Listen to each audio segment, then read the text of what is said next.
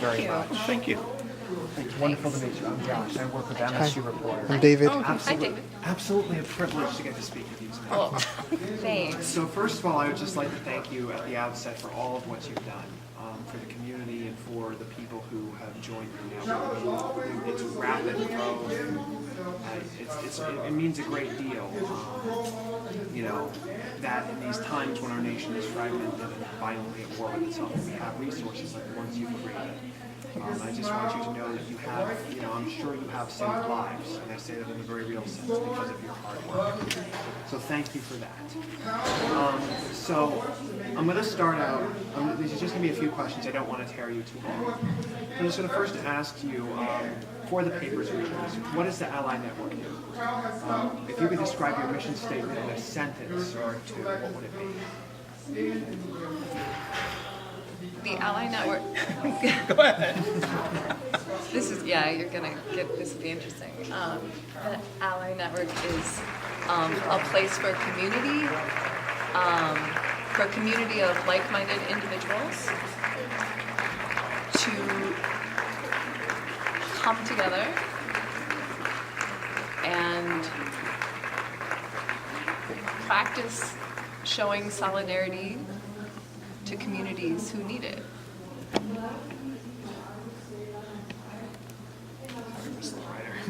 No, it's okay. I was trying really hard to go slow. No, thank you. That was a wonderful answer. Okay. And that's definitely going to make it end.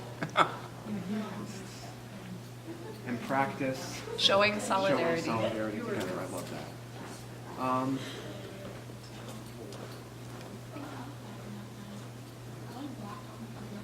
So the next thing I want to ask is, what challenges have you faced as an organization? Obviously, the growth over 2 years to over 1,000 members is very rapid. So I was just wondering what sorts of challenges have you faced when you are reaching, this is obviously people who are in this age, I hesitate to use the term oppressed, but I think it is appropriate given this administration's actions to oppressed. So could you just explain to me what kind of challenges your organization has faced? I think a lot of it is just keeping abreast, particularly with the current administration. It's such a shifting landmine out there all the time.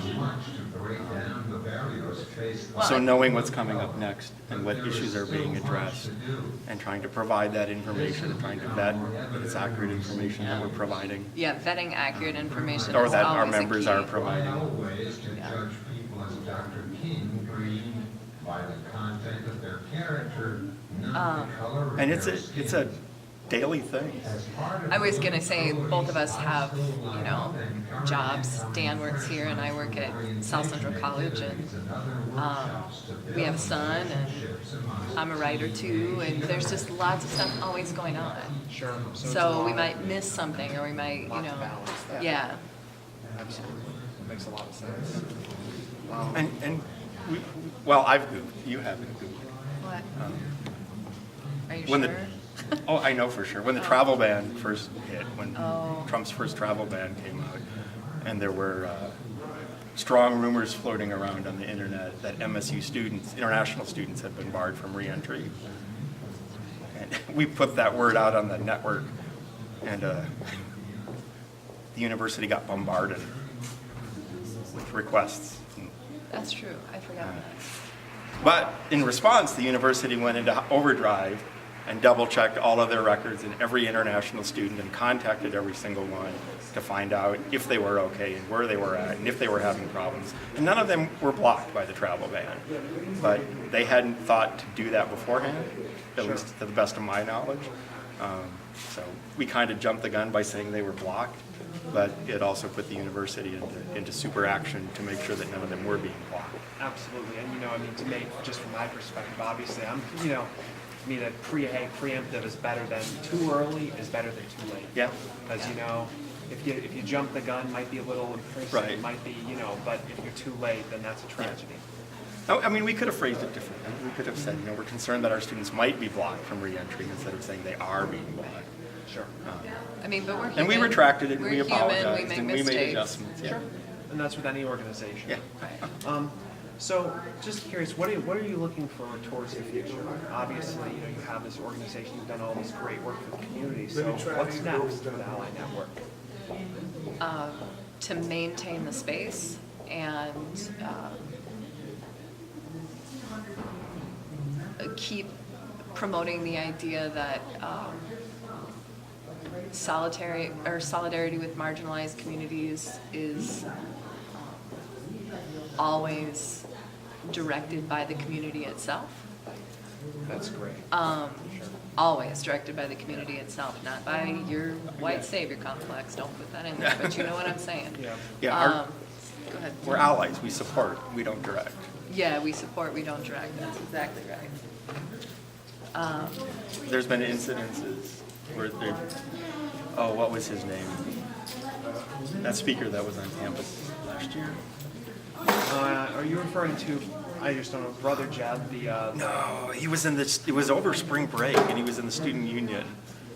was he? He was one of those radical right-wing Preachers? No, he wasn't one of the. Oh, Milo? Milo. Yiannopoulos? Oh, Milo He threw, Yiannopoulos, yes, the because he had been troll. invited by a student organization to speak on campus, Sure, and people so were that just should probably inflamed cause that a the lot of university was letting it happen, Right. and that they weren't blocking him, and Right. et cetera, et cetera. And Jessica Flodderquall reached out and said, please help us. We want him to speak. We don't want him to be shut down, because if they shut him down, others from the other side will want to shut us down. Sure.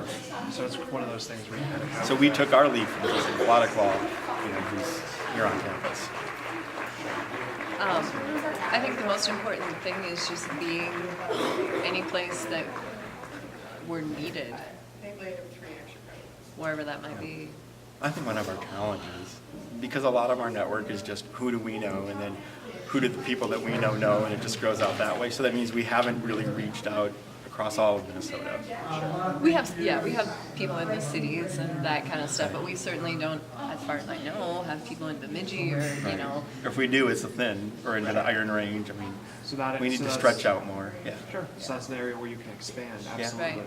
Well, and make sure that if there's things going on up north, that we can find people to say, here, go support, say something happened on Red Lake again.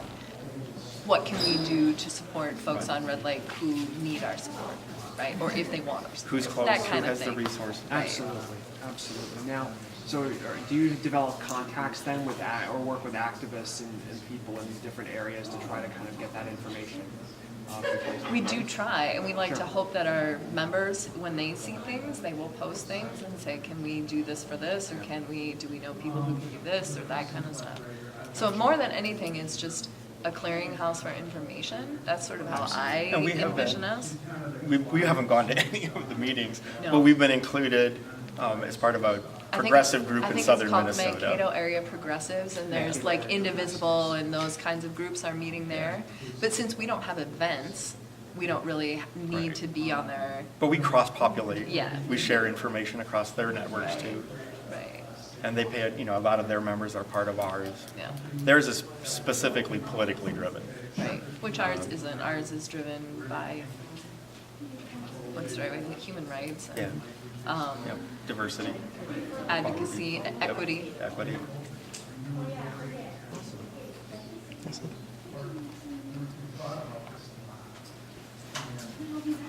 Thank you very much. Thank you. Absolutely. I can't thank you enough.